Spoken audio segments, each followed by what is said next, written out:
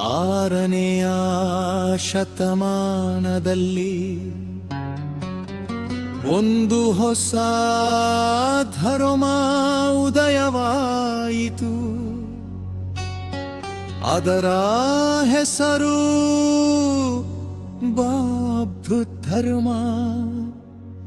ಈ ಬೌದ್ಧ ಧರ್ಮವನ್ನು ಸ್ಥಾಪಿಸಿದವನು ಗೌತಮ ಬುದ್ಧ. ಆತನ ಮೊದಲ ಹೆಸರು ಸಿದ್ಧಾರ್ಥ.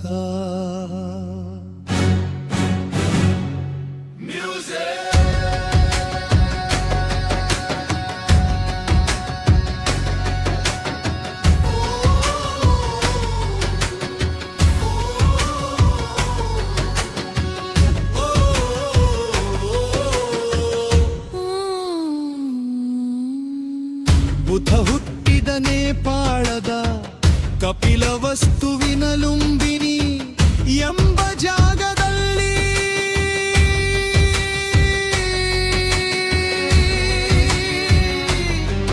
ತಂದೆ ಶುದ್ಧೋಧನ, ತಾಯಿ ಮಾಯಾದೇವಿ. ತಂದೆ ಶಾಕ್ಯ ಕುಲದ ಮುಖ್ಯಸ್ಥ, ಹೆಂಡತಿಯ ಹೆಸರು ಯಶೋಧರ. ಮಗ ರಾಹುಲ.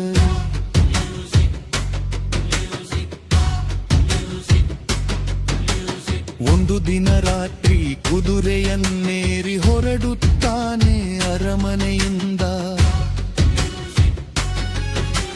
ಜೀವನದ ದುಃಖಕ್ಕೆ ಕಾರಣವನ್ನು ಹುಡುಕುತ್ತಾ ಹಲವಾರು ವರ್ಷ ಹಲವು ಗುರುಗಳನ್ನು ಬೇಟೆಯಾಗಿ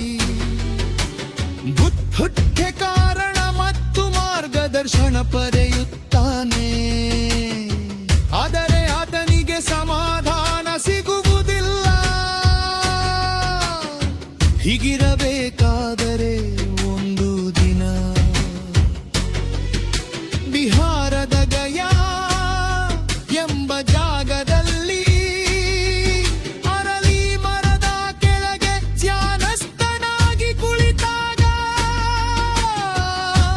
ಆತನಿಗೆ ಜ್ಞಾನೋದಯವರಗುತ್ತಲೇ.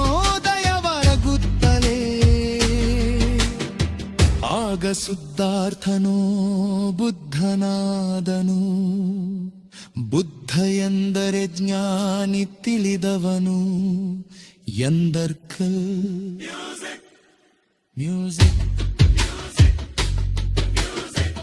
ಬುದ್ಧ ಮೊದಲ ಉಪದೇಶ ಮಾಡಿದ್ದು ಉತ್ತರ ಪ್ರದೇಶದ ವಾರಣಾಸಿಯ ಸಾರಾನಾಥ ಎಂಬ ಜಾಗದಲ್ಲಿ. ಇದನ್ನು ಧರ್ಮಚಕ್ರ ಪ್ರವರ್ತನೆ ಎಂದು ಕರೆಯುತ್ತಾರೆ. ಬಿಹಾರ ಮತ್ತು ಅದರ ಸುತ್ತಮುತ್ತಲಿನ ಜಾಗದಲ್ಲಿ ಜನರಿಗೆ ಉಪದೇಶ ನೀಡುತ್ತಾನೆ. ಕೊನೆಯದಾಗಿ ಬಿಹಾರದ ಖುಷಿ ನಗರದಲ್ಲಿ ದೇಹತ್ಯಾಗ ಮಾಡುತ್ತಾನೆ. ಉತ್ಥಂ ಶರಣಂ ಬಚ್ಚಾಗಿ,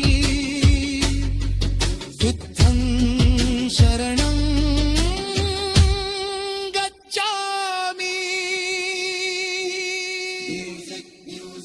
ಈತನ ಬೋಧನೆಗಳು ಸರಳ.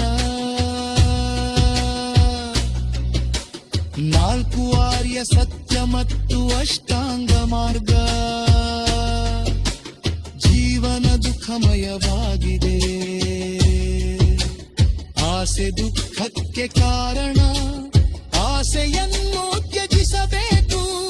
ಆಸೆಯನ್ನು ತಿಳಿಸಲು ಅಷ್ಟಾಂಗ ಮಾರ್ಗವನ್ನು ಅನುಸರಿಸಬೇಕು. ಅಷ್ಟಾಂಗ ಮಾರ್ಗಗಳು ಒಳ್ಳೆಯ ನಡೆ ಇರಲಿ, ನುಡಿ ಇರಲಿ, ನೋಟ ಇರಲಿ. ಒಳ್ಳೆಯ ಪ್ರಯತ್ನ, ಯೋಚನೆ, ಕೆಲಸ ಇರಲಿ. ಒಳ್ಳೆಯ ನೆನಪು, ಒಳ್ಳೆಯ ಪ್ರಯತ್ನ ಇರಲಿ. ಧರ್ಮ